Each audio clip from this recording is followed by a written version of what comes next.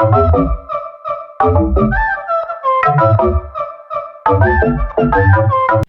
All, అందరూ ఎలా ఉన్నారు? బాగున్నారా? నేనైతే చాలా బాగున్నాను. Welcome back to my YouTube channel. It's me Yoji. ఈరోజు వచ్చేసి సండే వ్లాగ్ అనమాట. ఇప్పుడు టైం వచ్చేసి మార్నింగ్ 11 o'clock అయింది. మార్నింగ్ అయితే టిఫిన్ ఏం చేయలేదు, నార్మల్గా కర్డ్ రైస్ తినేసాము. ఇంకా సమ్మర్ కదా, ఎందుకులే నేను నైట్ టిఫిన్ చేసాం, సో అందుకని చెప్పి. అండ్ ఇప్పుడైతే మేము మార్కెట్కి వెళ్తున్నాము సీ ఫుడ్స్ ఏవైనా తీసుకోవడానికి. చికెన్ అయితే ఈ వీక్ ఎందుకో తినాలనిపించలేదు, సో అందుకనైతే చేపలు కానీ ప్రాన్స్ కానీ తీసుకుందాం అని చెప్పి అయితే మార్కెట్కి వెళ్తున్నాను. మార్నింగే వెళ్ళి మా హస్బెండ్ తెచ్చేయమన్నాను, కానీ అతనేమో నువ్వు కూడా రా, పెద్ద మార్కెట్కి వెళ్దాము, అక్కడ చాలా వెరైటీస్ ఉంటాయి, నీకు నచ్చింది ఏవైనా సరే నువ్వు కొనుక్కుందువు అని చెప్పేసి అంటున్నారు.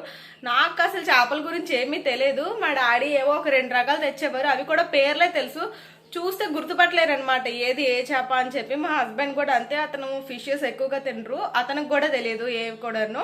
సో ఇప్పుడైతే ఇద్దరం నార్మల్గా మార్కెట్కి వెళ్తున్నాం అనమాట. చూద్దాము వచ్చేసరికి ఇంకే టైం అవుద్దో, ఏ చేపలు కొంటామో ఏంటో అన్నది. వ్లాగ్ అయితే ఎండ్ వరకు చూడండి, వీడియో కంటిన్యూ చేస్తాను. ఈరోజు ఫుల్ డే వ్లాగ్ అనేది నేను షూట్ చేస్తాను. ఇంకా మార్కెట్కి అయితే స్టార్ట్ అయిపోయాము. ఇదేమో బాదం మిల్క్ నేను కొనుక్కున్నాను, సో ఎక్కువగా ఎండగా ఉంది కదా తాగుదామని చెప్పి అయితే పట్టుకున్నాను. ఇది మా కొత్త స్కూటీ అనమాట, ఎక్కువగా యూస్ చేయట్లేదు, ఎక్కడికైనా సరే కొంచెం లాంగ్ వెళ్తే యూస్ చేద్దామని చెప్పి ప్రెజెంట్ అయితే దాన్ని అలా కవర్ చేసి ఉంచేసాము. నెక్స్ట్ అయితే ఫిష్ మార్కెట్కి వచ్చేసాము. ఇక్కడైతే చాలా వెరైటీస్ ఆఫ్ చేపలు అయితే ఉన్నాయి. నాకు కానీ మా హస్బెండ్కి కానీ ఇన్ని చేపల్లో ఏ చేప పేరు ఏంటో తెలీదు, ప్లస్ ఏది కొనాలో కూడా చాలా కన్ఫ్యూజ్ అయిపోతుంటాం అనమాట. అండ్ ఫస్ట్ అయితే ప్రాన్స్ తీసుకున్నాము 1 kg. ఈ ప్రాన్స్ అయితే కన్ఫ్యూజన్ లేకుండా కొంచెం మంచిగా సైజులో ఉన్నవి అయితే తీసేసుకోవచ్చు. ఇక్కడ చూడండి లైవ్ ఫిషెస్ ఇంకా బ్రతికే ఉన్నాయన్నమాట. ఈ చేపలు బాగున్నాయి. మా డాడీ ఎప్పుడు ఒక 2 వెరైటీలే తెచ్చేవారు చేపలు అని చెప్పాను కదా, అందులో ఒక వెరైటీ అయితే ఇంకా తీసుకున్నాము, దాని పేరే బంగారు పాప. ఒక చిన్న చేప ఒకటి తీసుకున్నాం అంతే. మార్కెట్కి వెళ్ళి అయితే వచ్చేసాము. చేపలు అండ్ ఒక రొయ్యలు 1 kg అయితే తీసుకున్నాము. పర్లేదు, ఇంటికి తెచ్చి లోకల్గా చేపలు అమ్ముతారు కదా, వాళ్ళ దగ్గర కన్నా డైరెక్ట్గా ఎప్పుడు మేము అంత దూరం వెళ్ళడం ఇష్టం లేక నార్మల్గా వీధిలో వచ్చే వాళ్ళ దగ్గర ప్రాన్స్ అనేది తీసుకుంటాము.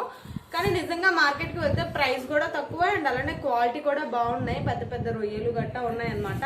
ఇంటి దగ్గరికి చిన్న చిన్న రొయ్యలు తీస్తారు, కానీ రేట్ మాత్రం ఎక్కువ చెప్తారు. ఇప్పుడైతే రొయ్యలు అన్ని క్లీన్ చేసి పెట్టేస్తాను, నైట్కి కొన్ని రొయ్యలు ఫ్రై చేస్తాను.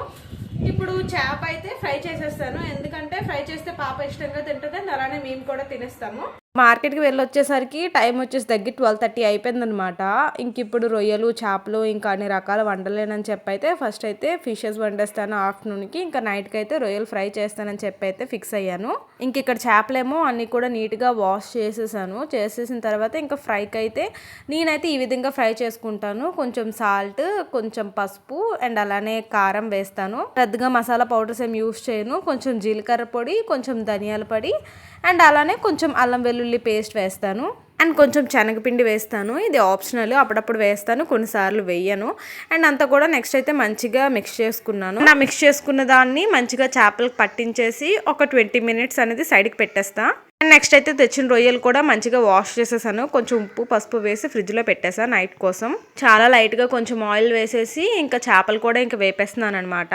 కొన్ని ముక్కలు అయితే దాసేసాను, కొన్ని కాదులేండి ఒక 2 ముక్కలు దాసేసాను పాప కోసం. ఇదేమో రసం కూడా పెట్టేసాను, ఈ లోపు అయిపోయింది. ఇక్కడ ఒక ప్లేట్లో టిష్యూ వేసి అయితే రెడీ చేసుకున్నాను. ఇంకా చేప ముక్కలు అయితే ఫ్రై అయిపోయాయి. ఇంకా వీటితో అయితే ఆఫ్టర్నూన్ తినేసాము లంచ్. ఆఫ్టర్నూన్ లంచ్ చేసేసి కొంచెంసేపు ఇంకా అలా పడుకొని కిందకి వెళ్ళామన్నమాట. సమ్మర్ కదా, ఎక్కువగా పిల్లలు ఉంటారు ఆడుకోవడానికి. కిందకి వెళ్ళి అయితే వచ్చాను. ఇప్పుడైతే నార్మల్గా మొన్న చూపించాను కదా లాస్ట్ వీడియోలో, ఈ మస్క్ మిలన్ జ్యూస్ అని చేస్తాను. ఈ మస్క్ మిలన్ జ్యూస్ ఈ సమ్మర్ స్టార్ట్ అయినప్పటి నుంచి ఎక్కువగా యూట్యూబ్స్లో చూస్తూ ఉన్నాను. నేను కూడా ట్రై చేయాలని చెప్పి అయితే కొనుక్కొని తెచ్చుకున్నాను. అండ్ అలానే కొంచెం మంది వీటిలో ఐస్ క్రీమ్ కూడా చేస్తున్నారు, భలే ఉంటుంది చూడడానికైతే. ఫస్ట్ అయితే నీట్గా కట్ చేసుకొని లోపల సీడ్స్ మొత్తం కూడా తీసేసాను. సేమ్ యూట్యూబ్లో వాళ్ళు ఎలా అయితే చేశారో నేను కూడా అలానే ఫాలో అవుతున్నాను అనమాట. నాకు తెలీదు, అంతా కొత్త. ఈ మధ్య యూట్యూబ్లో చూస్తున్నారా, మస్క్ మిలన్తో ఐస్ క్రీమ్ అని, వాటర్ మిలన్తో ఐస్ క్రీమ్ అని డైరెక్ట్గా వాటిలోనే చేస్తున్నారనమాట. చిన్న చిన్న పీసెస్గా కట్ చేసి బాగుంటుంది చూడడానికి. అండ్ నెక్స్ట్ అయితే అన్ని చిన్న చిన్న పీసెస్గా తీసుకొని అందులో కొంచెమే షుగర్ వేసాను, ఎక్కువగా వేయలేదు. అండ్ నెక్స్ట్ అయితే మిక్సీ వేసేసాను. జ్యూస్ అయితే బాగా వచ్చింది. ఈ గ్లాస్ జార్స్తో 3 glasses వచ్చిందనమాట. మా 3 మెంబర్స్కి అలా సరిపోయింది జ్యూస్.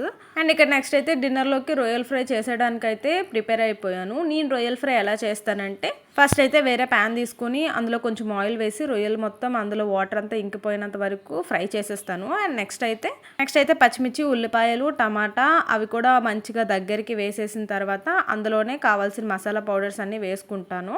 అండ్ నెక్స్ట్ అయితే అందులోనే రొయ్యలు వేసేసిన తర్వాత ఇంకా చాలా దగ్గరగా మంచిగా ఇలా ఫ్రై చేస్తాను. ఇంకా మధ్యలో అయితే మా హస్బెండ్ వచ్చేసి నాకు జీడిపప్పులు కూడా కావాలని చెప్పి అయితే యాడ్ చేశారు.